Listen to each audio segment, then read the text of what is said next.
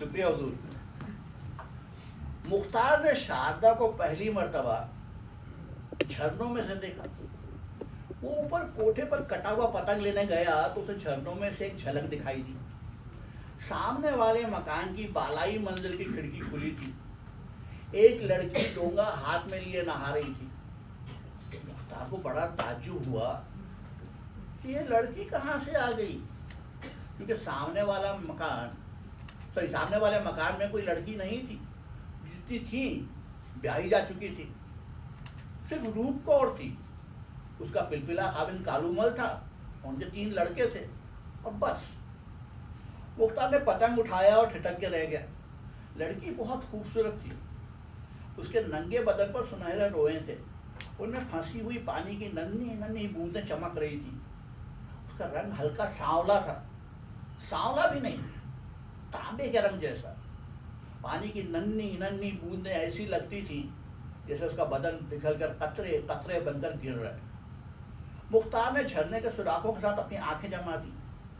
उस लड़की को जो डोंगा हाथ में लिए नहा रही थी, दिलचस्पी और गौर से देखना शुरू कर दिया। उसकी उम्र ज्यादा से ज्यादा 16 बरस की थी।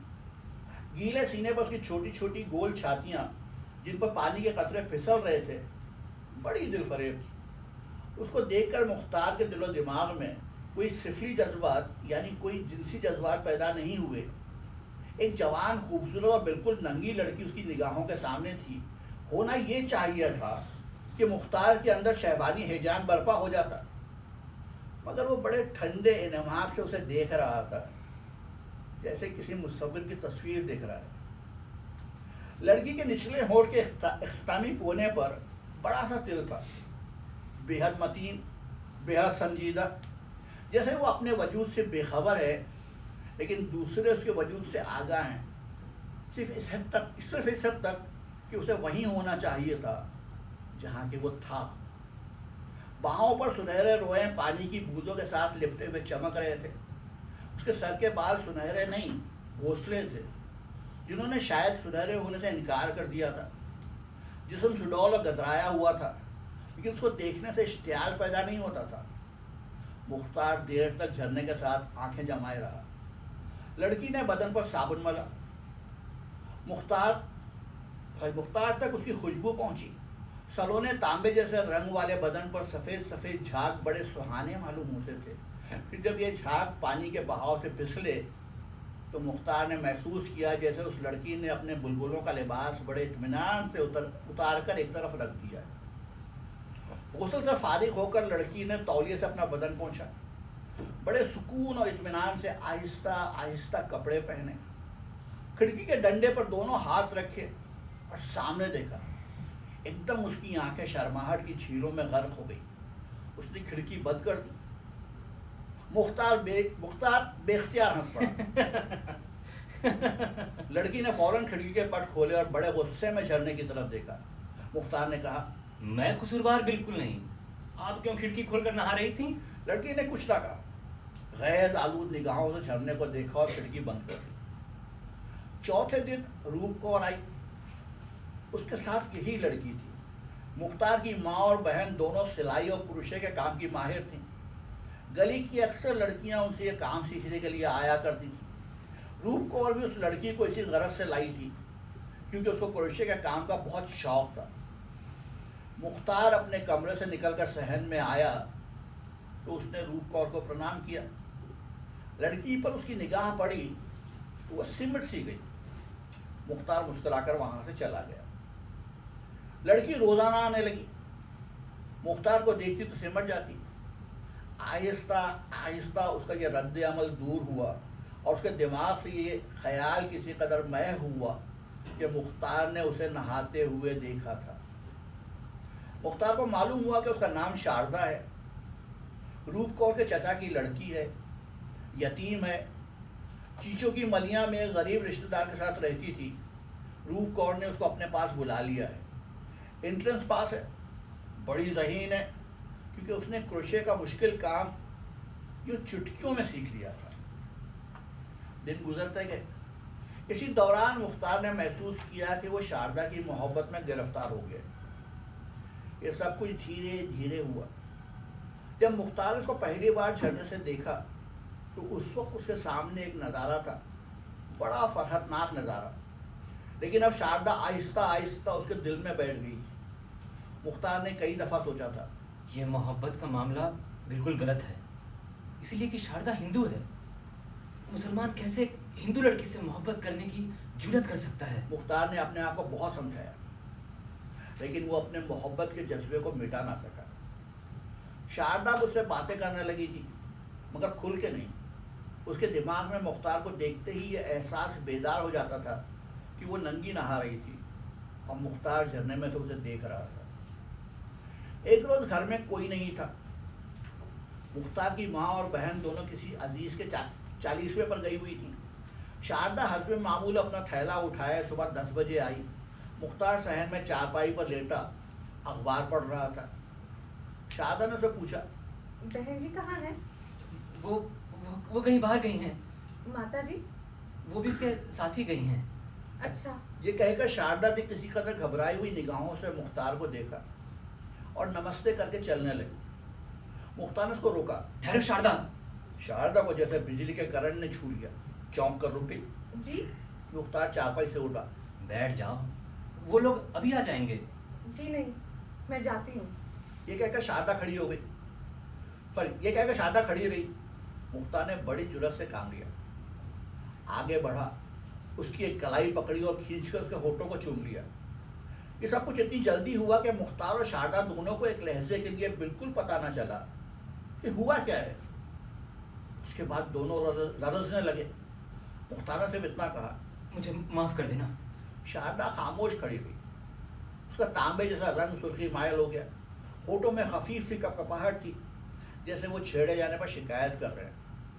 मुख्तार अपनी हरकत और उसके नतायज को भूल गया। उसने एक बार फिर शारदा को अपनी तरफ खींचा और सीने के साथ खींच लिया। शारदा ने मज़ाहमत न की, वो सिर्फ मुजस्समा हैरत बनी हुई थी। वो एक सवाल बन गई थी, एक ऐसा सवाल जो अपने आप से किया गया हो।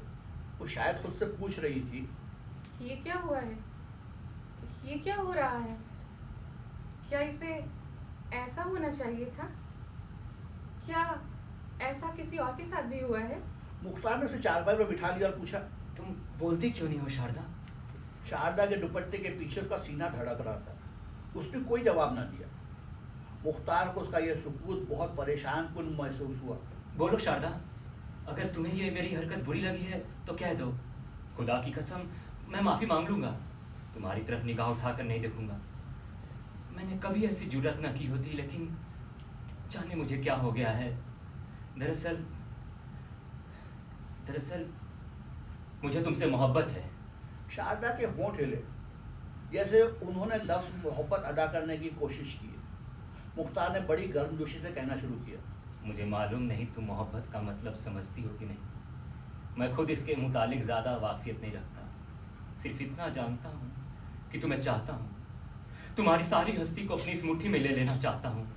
अगर तुम चाहो तो मैं अपनी सारी ज़िंदगी तुम्हारे हवाले कर दूंगा। शारदा, तुम बोलती क्यों नहीं हो? शारदा की आंखें ख्वाबगू हो गईं। मुख्तार ने फिर बोलना शुरू किया, मैंने उस रोज़ झरोखे में से तुम्हें देखा। नहीं, तुम मुझे खुद दिखाई दी। वो एक ऐसा नज़ारा था जो मैं क़यामत तक नहीं भूल सकता। तुम शर्माती क्यों हो? मेरी निगाहों ने तुम्हारी खूबसूरती चुराई तो नहीं। मेरी आंखों में सिर्फ उस नज़ारे की तस्वीर है। तुम उसे जिंदा कर दो तो मैं तुम्हारे पाँव चूम लूँगा। ये कहकर मुख्तार ने शारदा का एक पाँव चूम लिया। वो कांप गई। चारपाई पर से एकदम उठकर उसने लर्ज़ा आवाज़ में कहा, ये आप क्या कर रहे हैं? हमारे धर्म में? मुख्तार खुशी से उछल पड़ा। धर्म वर्म को छोड़ो, प्रेम के धर्म में सब ठीक है। ये कहकर उसने शारदा को चूमना चाहा, मतलब वो तड़प कर एक तरफ हटी और बड़े शर्मीले अंदाज में मुस्कुराती भाग गई। मुख्तार ने चाहा कि वो उड़कर पंक्ति पर पहुंच जाए, वहां से नीचे सहन में कूदे और नाचना शुरू कर दे। मुख्तार की वालिदा और बहन आ गई तो शारदा आई। मुख्तार को देखकर उसने फौरन निगाहें नीची कर ली। मुख्तार वहां से खिसक गया कि राज अफशा न हो। दूसरे रोज ऊपर कोठे पर चढ़ा। झरने में तो झांका तो देखा कि शारदा खिड़की के पास खड़ी बालों में कंघी कर रही है। मुख्तार ने उसको आवाज दी, शारदा! शारदा चौंकी। कंघी उसके हाथ से छूटकर नीचे गली में जा गिरी। मुख्तार हंसा। शारदा के होंठों पर भी मुस्कुराहट पैदा हुई। मुख्तार ने उसे कहा, कितनी डरपोक हो तुम। हौले से आवाज दी और तुम्हारी कंघी छूट गई। अब ला के दीजिए नई कंघी मुझे, ये तो मोरी में जा गिरी। अभी लाऊं? नहीं नहीं, मैंने तो मजाक किया है। मैंने भी मजाक किया था। तुम्हें छोड़कर मैं कंघी लेने जाता? कभी नहीं। अरे तुम्हें बाल कैसे बनाऊं? मुख्तार ने झरने के सुराखों में अपनी उंगलियां डाली। ये मेरी उंगलियां ले लो। शारदा हंसी। मुख्तार का जी चाहा कि वो अपनी सारी उम्र उस हंसी की छांव में गुजार दे। शारदा, खुदा की कसम तुम हंसी हो तो मेरा रोहा रोहा शादमा हो गया है। तुम क्यों इतनी प्यारी हो? क्या दुनिया में कोई और लड़की भी तुम जितनी प्यारी होगी? ये कमबख्त झरोखे, ये मिट्टी के जलील पर्दे, जी चाहता है कि इनको तोड़ फोड़ दूं। ये हंसी कोई और न देखे, कोई और न सुने। शारदा, सिर्फ मेरे सामने हंसना, और अगर कभी हंसना हो तो मुझे बुला लिया करो। मैं इसके इर्द गिर्द अपने होंठों की दीवारें खड़ी कर दूंगा। आप बातें बड़ी अच्छी करते हैं। तो मुझे इनाम दो। मोहब्बत की एक हल्की सी निगाह इन झरोखों से मेरी तरफ फेंक दो। मैं उसे अपनी पलकों से उठाकर अपनी आंखों में छुपा लूंगा। मुख्तार ने शारदा के अकब में दूर एक साया सा देखा और फौरन झरने से हट गया। थोड़ी देर बाद वापस आया तो खिड़की खाली थी। शारदा जा चुकी थी। आहिस्ता आहिस्ता मुख्तार और शारदा दोनों शीरो शकर हो गए। तन्हाई का मौका मिलता तो देर तक प्यार मोहब्बत की बातें करते रहते। एक दिन रूप कौर और उसका खाविंद लाला कालूमल कहीं बाहर गए हुए थे। मुख्तार गली में से गुजर रहा था कि उसको एक कंकर लगा। उसने ऊपर देखा, शारदा थी। उसने हाथ के इशारे से उसे बुलाया। मुख्तार उसके पास पहुंच गया। पूरा तखलिया था। खूब घुल मिल के बातें हुई। मुख्तार ने उससे कहा, उस रोज मुझसे गुस्ताखी हुई थी और मैंने माफी मांग ली थी। आज फिर गुस्ताखी करने का इरादा रखता हूँ, लेकिन माफी नहीं मांगूंगा। और अपने होठ शारदा के कपकपाते हुए होंठों पर रख दिए। शारदा ने शर्मीली शरारत से कहा, अब माफी मांगिए। जी नहीं, अब ये होंठ आपके नहीं मेरे हैं। क्या मैं झूठ कहता हूँ? शारदा ने निगाहें नीची करके कहा, ये होठ क्या, मैं ही आपकी हूँ। मुख्तार एकदम संजीदा हो गया। देखो शारदा, हम इस वक्त एक आतिश विशा पहाड़ पर खड़े हैं। तुम सोच लो, समझ लो। मैं तुम्हें यकीन दिलाता हूँ, खुदा की कसम खाकर कहता हूँ कि तुम्हारे सिवा मेरी जिंदगी में और कोई औरत नहीं आएगी। मैं कसम खाता हूँ कि जिंदगी भर मैं तुम्हारा रहूंगा। मेरी मोहब्बत साबित कदम रहेगी। क्या तुम भी इसका अहद करती हो? शारदा ने अपनी निगाहें उठाकर मुख्तार की तरफ देखा। मेरा प्रेम सच्चा है। मुख्तार ने उसको अपने सीने के साथ खींच लिया और कहा, जिंदा रहो, सिर्फ मेरे लिए, मेरी मोहब्बत के लिए वक्फ रहो। खुदा की कसम शारदा, अगर तुम्हारा प्यार मुझे न मिलता तो मैं यकीनन खुदकुशी कर लेता। तुम मेरी आगोश में हो। मुझे ऐसा महसूस होता है कि सारी दुनिया की खुशियों से मेरी झोली भरी हुई है। मैं बहुत खुशनसीब हूँ। शारदा ने अपना सर मुख्तार के कंधे पर गिरा दिया। आप बातें करना जानते हैं, मुझसे अपने दिल की बात नहीं की जाती। देर तक दोनों एक दूसरे में मदगम रहे। जब मुख्तार वहां से गया तो उसकी रूह एक नई और सुहानी लज्जत से मामूर थी। सारी रात वो सोचता रहा। दूसरे दिन कलकत्ते चला गया, जहां उसका बाप कारोबार करता था। 8 दिन के बाद वापस आया। शारदा हस्ब मामूल कुरेशी का काम सीखने के लिए वक्त पर आई।